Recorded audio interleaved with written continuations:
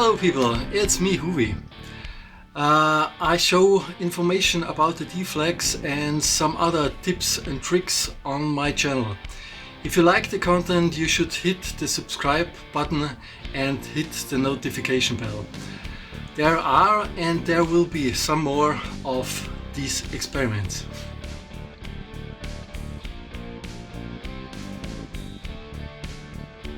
I know about discussions about the AMP1 that the sound and the saturation changes when you crank the master and reduce the channel volume. I discussed this topic with Thomas during the days when I was guest in the live stream episode 107. I couldn't see a technical reason for this myth, so I did some tests for you. But before we start with the tests, I want to introduce two guests. As a loan from a friend, I have here AMP1 Mercury and the BluGuitar Fat Cap. To provide a good amp in the room sound, I'm using these SE7 condenser mics as stereo overheads and two SE V7X dynamic mics. This technique, contact miking on the surface of a Deeflexx, combined with the overheads, gives a natural organic sound that is used in studios. And this sound impression is nearly the same like standing in the room. It's provided by the Deeflexx System. Now a first test. You always hear a recorded loop provided by a Fractal Audio AX8, so there are no changes of the input signal possible. I started with master on 10, reduced it down to 5 and then down to 2. I had a look at my DAW and monitored the level and reduced the volume of the channel so that we had the same output volume. Now listen to the sound samples if you hear any changes of the sound.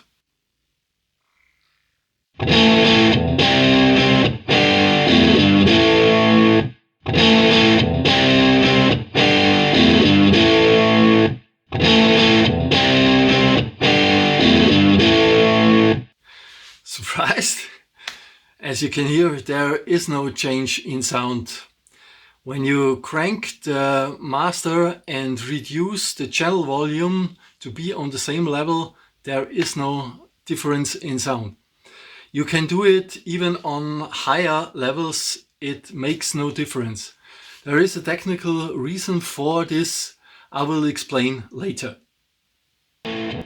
Now, if you are not playing at home and you can play really loud, you can set the chain volume on 10 and crank the master up to stadium volumes. This time I monitored again the input level on my audio interface and reduced the input gain here to record at the same level. I used earplugs for this test because it was so damn loud in the room.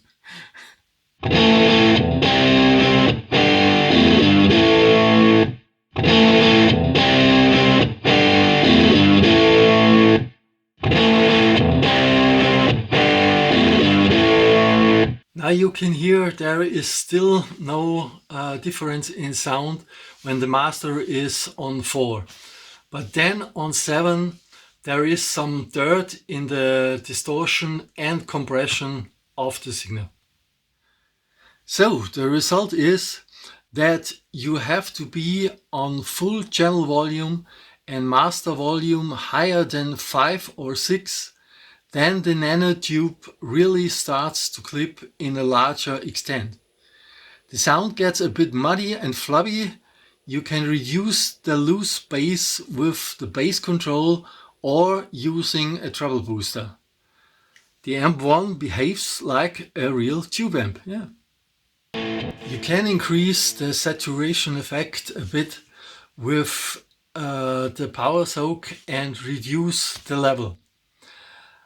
I set the power soak to the maximum of the home area, which is about 2 watt. Let's compare the samples with master on 7 with the 2 watt power soak setting.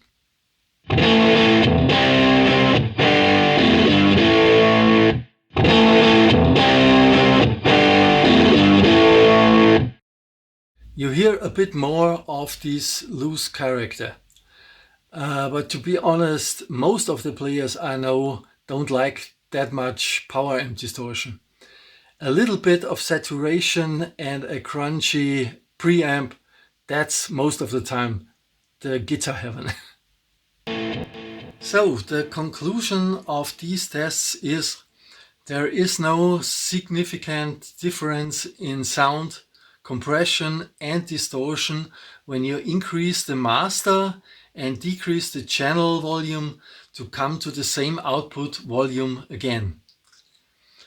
There is only one possibility to make the internal signal hotter when you set the bass mid treble to 10.